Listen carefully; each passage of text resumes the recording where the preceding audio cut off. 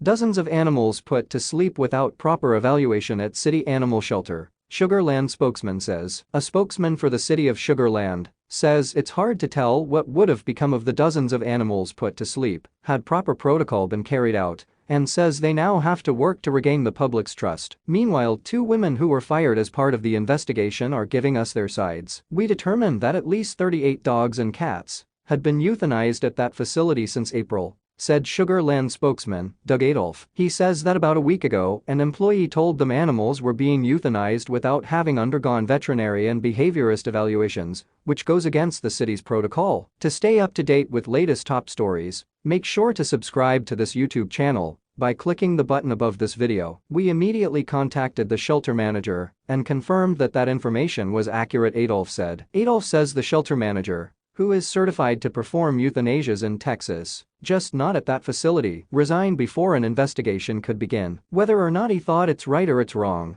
it was not acceptable, he said. 5 other employees said to have been involved were terminated today. KPRC2's Stephen Clark sat down with 2 women who were among those fired. They asked not to be identified, but said they worked at the facility for years and were just following orders of the service manager who came on the job about 9 months ago. It was never our decision, one of the women said. I trusted my higher-ups in believing everything that they told me. The women say they were charged with cleaning up after the procedures, but never participated in them or ordered the euthanasia. At most, we would say, "Hey, this dog growled at me, and we just kind of made note of it," one of the women said. They were terminated for not reporting what was going on. We didn't know it was against the policy, one said. But Adolph says all city employees undergo training that focuses on policy and procedures. Whether or not they prepped the animal, whether or not they cleaned up afterward, they're required to report activity that is not consistent with policy and procedure, and they didn't do that, Adolph said. Because of the resignation and terminations, we're told the shelter is now down to 5 employees, and city employees from other departments have been temporarily reassigned there to help. Adolph says an investigation is underway in conjunction with the state to determine whether any legal action will be taken.